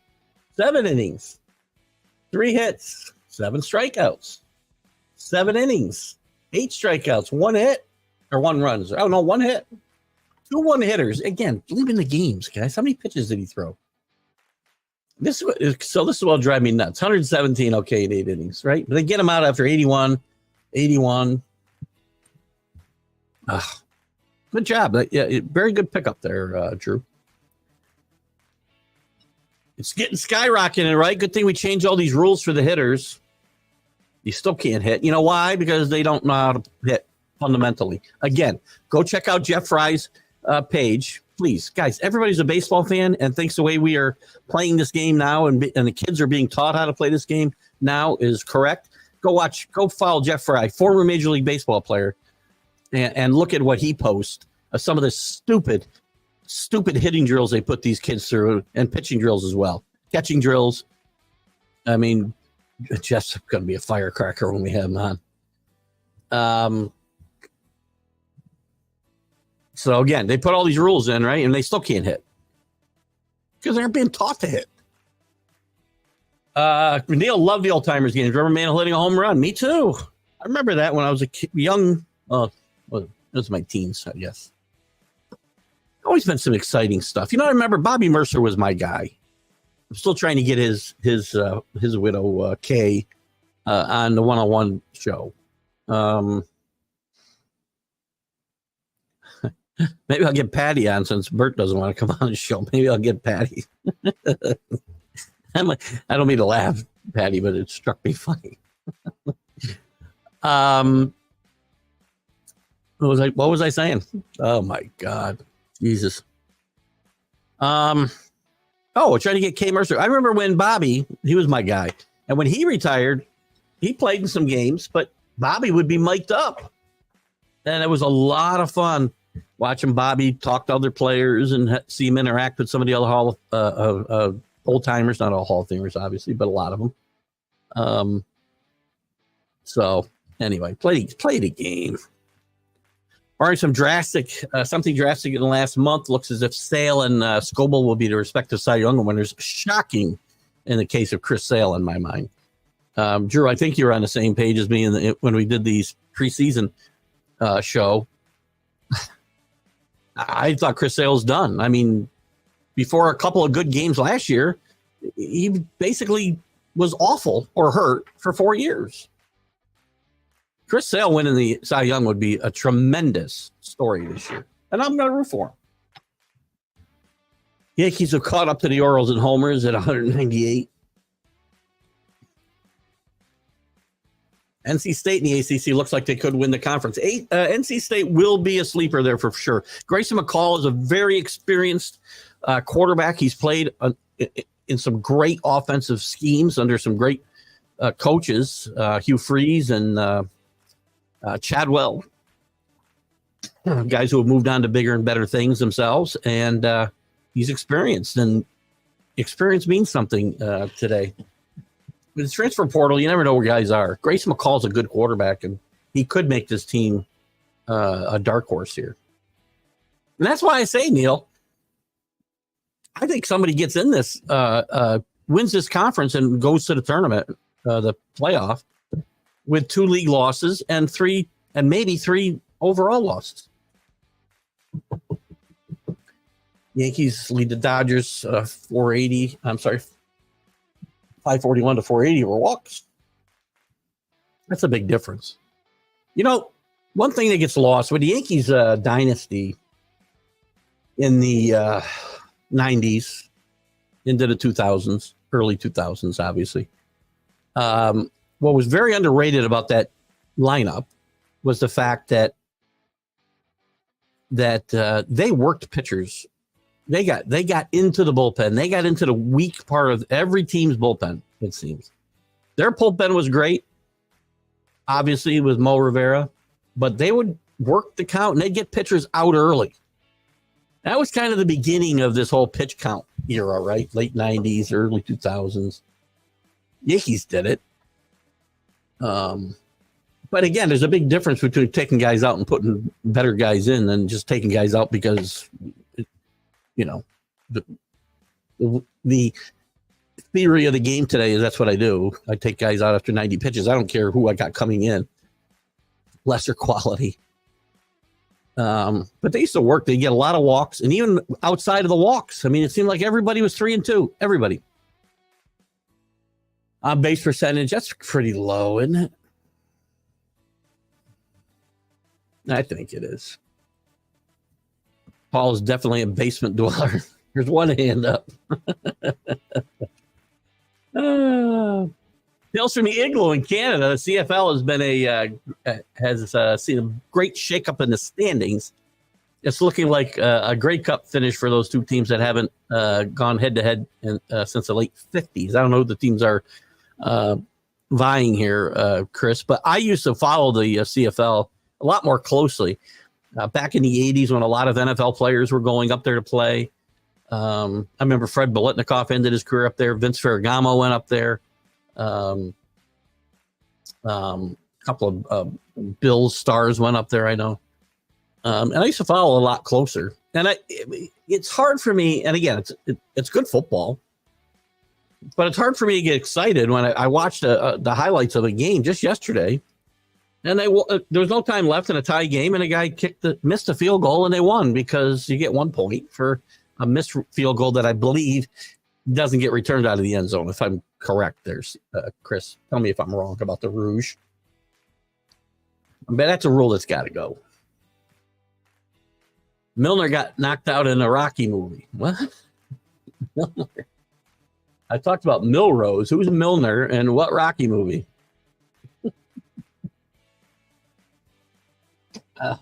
John Milner played for the Mets.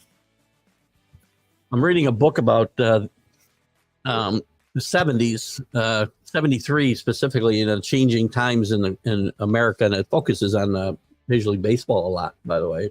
But it kind of looks at pop culture and politics and everything else.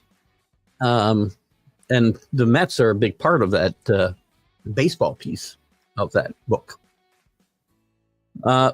Come on. I'm sure you can't pop. It's off. You're hearing it somewhere else. There's no music on. How about now? Do you hear? Well, I'm not going to see your comment for a bit. I mean, it was on a tick. I can't hear it. I got headphones on. And maybe you're picking up, the news is on around the corner for the cat. The cat likes to keep up on the news, but that usually doesn't make it to here. But whatever. Hopefully it's not there. Oops. Comments. Where are I? Keith, this is such a refreshing podcast every Sunday. Thank you, Paul. I appreciate that. I get worked up sometimes, but I'm very passionate about my sports, and I know I'm not always right. I know I sometimes will lecture you guys that I'm know-it-all. I don't know it all. If I did, I wouldn't be here, right? I know I'd still be here. But I'm here to have fun and discuss everything we can discuss without reason. And we can leave as I said, Paul, at the end of the day, we can leave and we're still friends. That's the key to me for the show, because I've had some really serious disagreements with some people over things. A lot of them here. And that's okay. Lance does stink. We won't disagree with that. Neil, if I'm not mistaken, you're a Cowboy fan. Maybe I'm wrong. I could be wrong there. For some reason, I'm picturing you as a Cowboy fan. And I'm guaranteed Dak is very happy with the 5 interceptions that Trey Lance threw yesterday. New York Giants sensation Pete Shaw, 70 today. Didn't we have a birthday for, not today, but was it on my birthday? Yeah, was it? No, he's in August. He's the same age as me. Cal Ripken had a birthday, 64 years old, Chris pointed out to me the other day. All the cool kids were born in August. I'm just telling you. It's, look at Pete Shaw. Oh, gosh, who'd we have earlier? Cal Ripken. All the cool kids. Anybody who's got a birthday in August, shout out. I love what we pulled the woodwork. I love what we pulled out of the woodwork about the late Pat Cummings back. Yeah. Well, I probably shouldn't have popped that up when I popped it up. It was kind of out of it was a little out of the realm of the conversation we're having at the time, but I would put it up there. But Pat Cummings came up in my interview with Sidney Moncrief Friday, and he had some good things to say about Pat. Pat died. I didn't know Pat had passed away either, and he pointed that out. From how he would show up to practice with a cigarette cough. It was good. That was a great question, Chris. I'm not saying you awesome question. I felt bad. I probably shouldn't have put it up at the time that I did. I probably should have put it up a little bit later. Thank you, Patty Bly-Levin again. Patty's a sweet lady. Danny Fuller, one of the best podcasts around, a masterpiece every week. I don't know about a masterpiece, but thank you. You flatter me. Even with this. What did he say this time? I don't even know. It's so funny. Cracks me up. I can't wait to tell my wife these things when I get done. What do we got here from DA? This has got to be darts.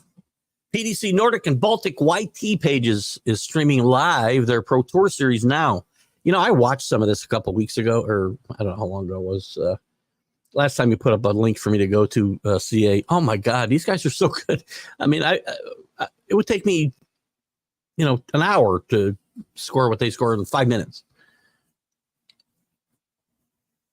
Almost 7 feet tall. What's he doing? Can he lean? I mean, can your arm go over the line? I know you have a foot line. Where can your arm? Does your arm have to be behind the line? He's got to be like inches from the board when he gets done. Danny Fuller. He hopes Notre Dame stays independent. I love them for staying pat or staying put. F the NCAA tournament. You have to win your last game no matter your seeding. It's a good point. I mean, the only thing they lose out on is that first round bye. And, for all we know, that will hurt teams. It's entirely possible. Because remember, some of these teams have built-in weeks off already late in the season before conference championship games and such. And I don't know that having that bye won't hurt those teams. But and I do applaud them for standing their ground, right? They could easily join a conference. They could easily join the Big Ten. The Big Ten would take them tomorrow. They'd take them. They fit academically. Geography-wise, although geography doesn't matter anymore, but Notre Dame could be in a league if they wanted to be. And I've been wishy-washy on this topic a bit. I said the ACC. Kenny alluded to the fact that they played in the ACC in 2020 because they couldn't get a schedule together. And if I was the ACC at that point, I would have put my foot on their throat and said, "You want to come here for 1 year? You're coming here for 30 years." But they didn't do that. I made my point.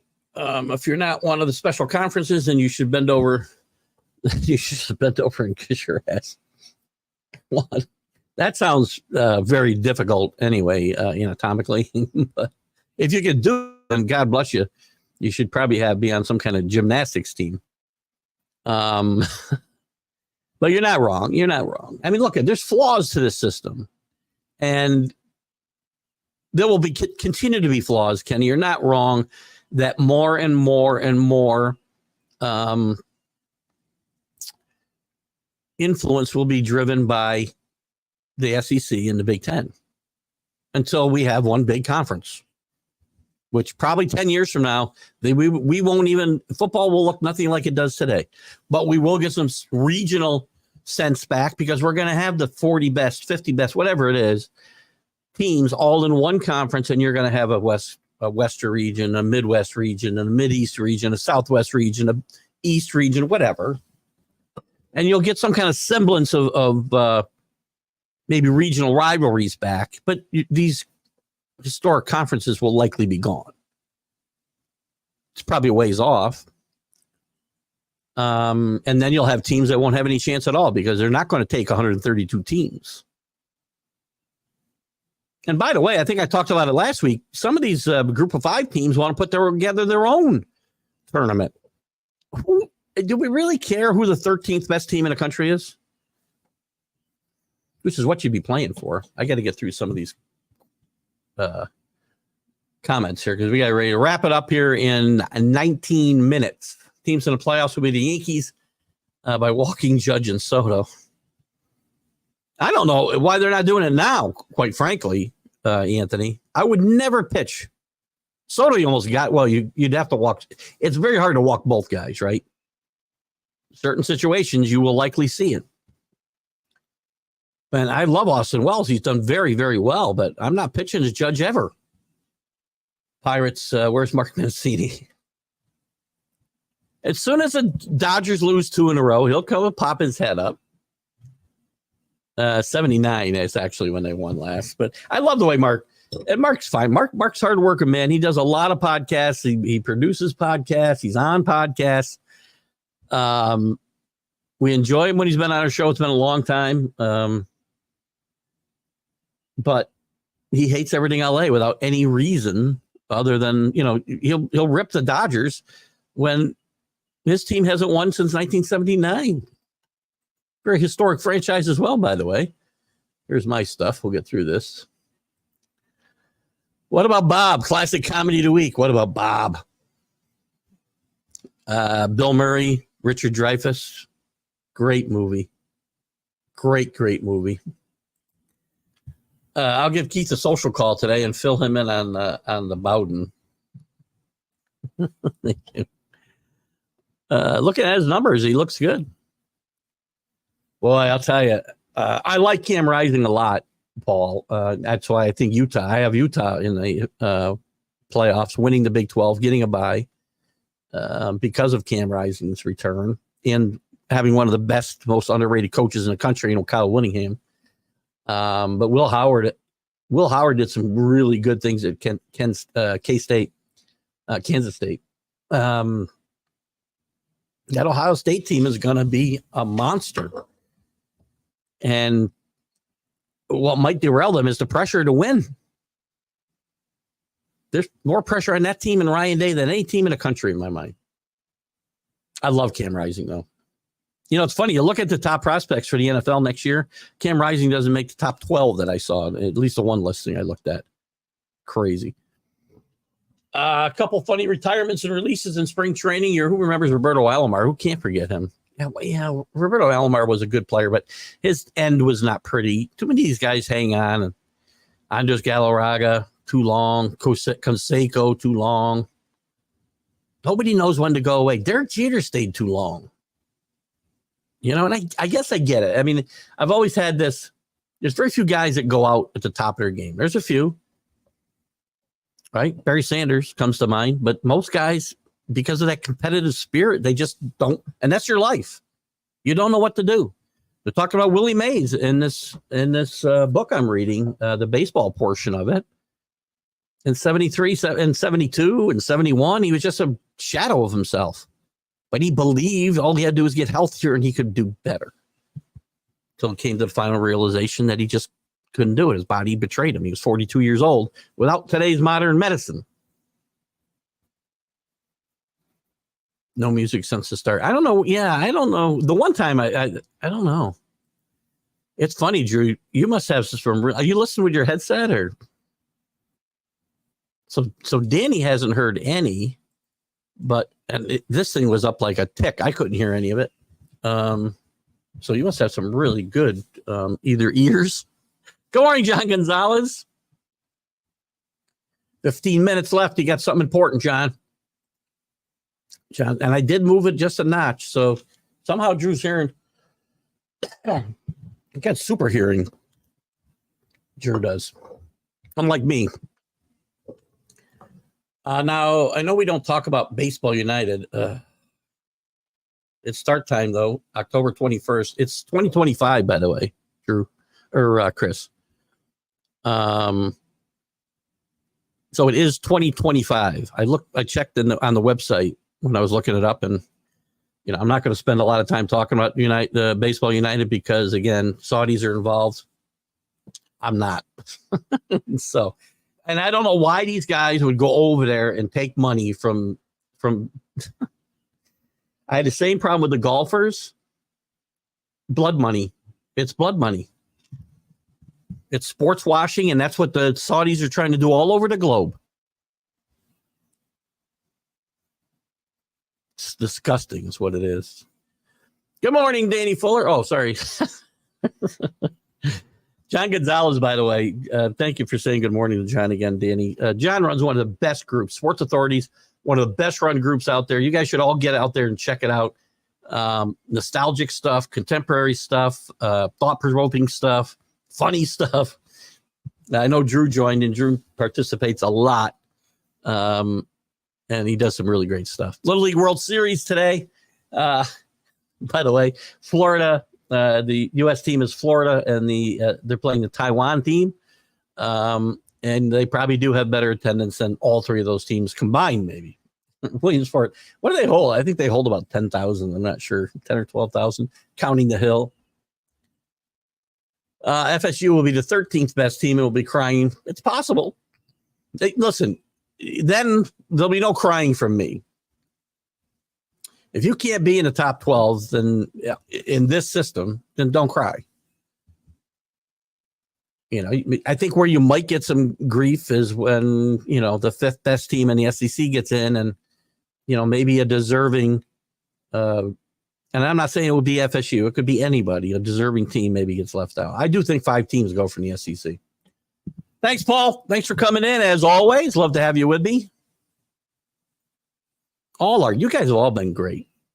Thank you, John. It's funny when I didn't know what it was Friday when Chris brought it up. And again, I asked Chris to go out and find these buried treasures, if you will. And I got excited when I saw it when he first posted it. And then I looked at it, and as soon as I saw Dubai, and then I saw a team in Riyadh, I read a little further. Yeah, I can't get involved. Downloaded the show on Roku now. Good. So, do you watch on Roku? Oh, yeah, I know you're leaving. Do you watch on Roku and comment here? How do you do it? Live Golf were the latest to take blood money, refuse to follow. I have not watched 1 minute of Live Golf. Not 1 minute.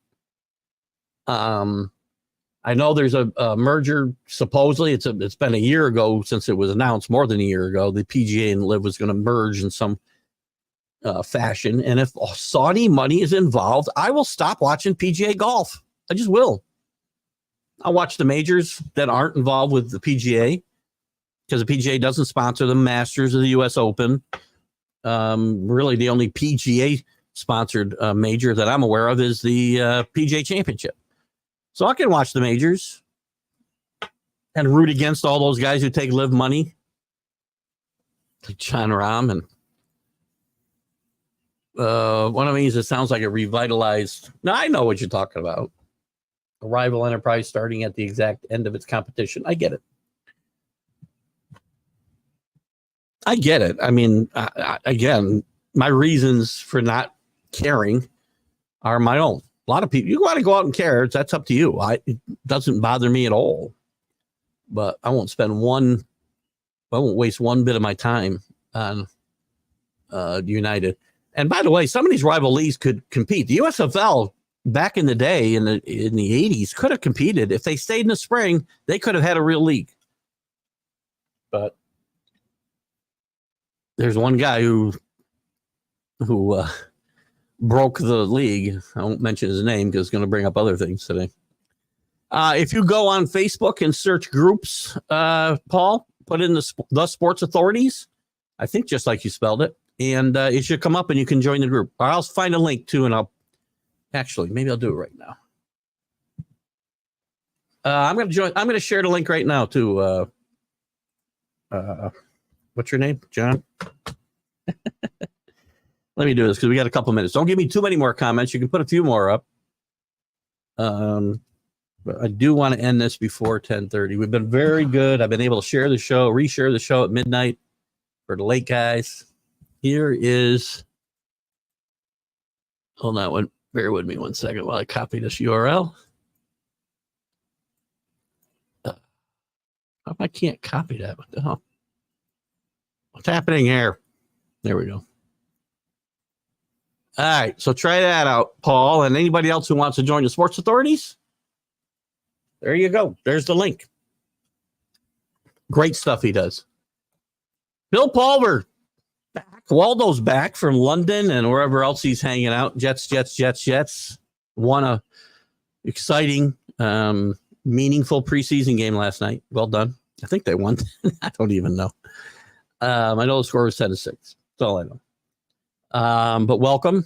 Alicia popped into the college football show Wednesday night. I know she's coming to the States, and she was going to send me her itinerary because she wanted to know some sporting events to go as they traveled down the West Coast. And I'm sure you're going to be part of that entourage, Billy. John said, I'll look you up, send you a link to the group. Ask to join, I will approve. There you go. So I put it in the chat here too, John. Oh, we got 10:22. We still got time.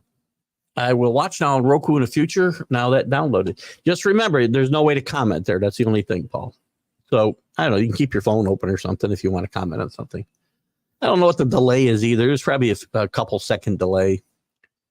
As we wrap up, happy birthday to Albert Bell, 58. He's one of the, Joey. One of the most orneriest people ever to play the game of baseball. But happy birthday, Joey Albert. I got a big head no matter what, right? But does it look like a giant penis like like Paul, the other Paul thinks? Not you, Paul. I can only play in one or two more fantasy leagues on ESPN Yahoo. Y'all need someone. I'm getting in one that Harvey Williams, who I interviewed, former Kansas City Chief, Oakland Raider, LSU, great. He's invited me into one, and I'm going to participate in that one. I think it's $50. Drew, have a great week. Prepare for your 3-day weekends. I'm going to make a 4-day weekend out of mine. You got a 7-day weekend, Drew. Oh, not a nice guy. No, not for sure. Your Kurt Gowdy of today's sports world. Oh my gosh. Such kind words. Thank you, John. It's guys like you to help me though, John. Quite frankly, I'm not kissing your ass. I promise you. It's guys like you and the guys at Bottom Line Sports. And it's just a few. Greg Rawlings and the guys, baseball groups. Greg Rawlings does a good job too. America's Pastime. The Love for Baseball. Another great group. John and Greg are the best. Flo and at the Bottom Line, those guys do great. And there's hundreds of groups, depending on the topics we talk about, that I share to. And they're all so supportive, some more than others. John has been with me since the beginning, or I've been with John since the beginning, however you want to look at it. But without these guys, we wouldn't be getting those views that I talked about when I was dealing with the basement Paul there. Not this Paul. Have a good day, Paul. Good to have you with us. Good to have all of you with us. No comments. Do you see the... Thank you. My head is what it is. I can't make it different. I can make it smaller by stopping the steroids. Just kidding. We've had fun today. Listen, a couple programming notes before we go.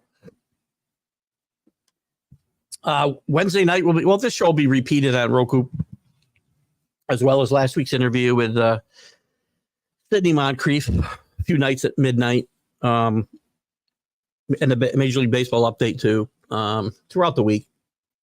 You can always catch it.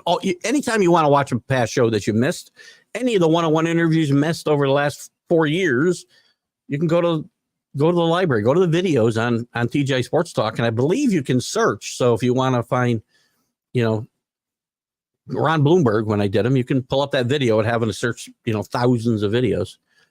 Well, we'll do that. So Wednesday night at 7 p.m., we are now live on Roku, the National Streaming Sports Roku channel, as well as all the other platforms with the College Football Huddle, 7 to 8:30 Wednesday nights. And now we got real football to talk about. Makes it really exciting. And we get a lot more by-play from the audience and such.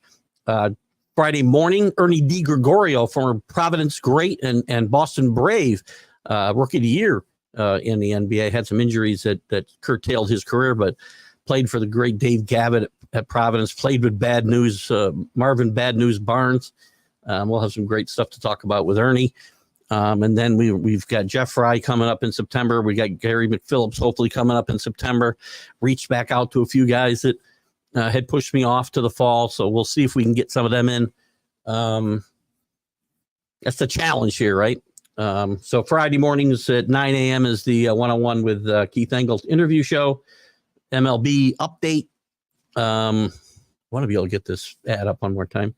MLB update Fridays at 3 p.m. and then the Sunday stream of consciousness. And of course, I appear on several other shows that I try to stream to my page. I forgot this morning, so I apologize for that. Go Texas in third place game. Go Florida in the Little League World Series. So they still play a third place game in the Little League World Series. That's cool. Will the Pirates end Paul Skeens season? The answer is yes, because baseball people are stupid. They do everything they can. They think what they're doing is protecting pitchers, and they're only hurting them, John. It's just crazy. Ernie D and Marvin were they were a great team. That team went to the Final Four before Dave Gavitt. I think John Mulvaney was the coach there, if I got the name right. I don't think Ernie or Marvin was on that team, but I got to do some research. We'll check that all out, but we'll have them on Friday. So guys, I'm gonna cash out here. You guys have been excellent again on a Sunday morning. Carried this show as always. Drew, you're going to hear some music with this. I appreciate it. The next one quick commercial, and we're out. Have a great Sunday. Bye. National Streaming Sports is brought to you in part by BetUs.com, designed for true fans. NFL odds, Week 1 and futures, college football odds, including Heisman Trophy favorites and playoff odds, NBA odds of division winners and playoffs, Major League Baseball playoff and World Series odds, the National Hockey League Conference playoffs and Stanley Cup odds, and boxing wagers. Betting opportunities include versus the spreads and outright winners, also during the game. Use our link on our website, nessp.info, the Bet Us Opportunities webpage, for a 125% bonus on your first 3 deposits. Must be 21 years old, and remember, bet responsibly.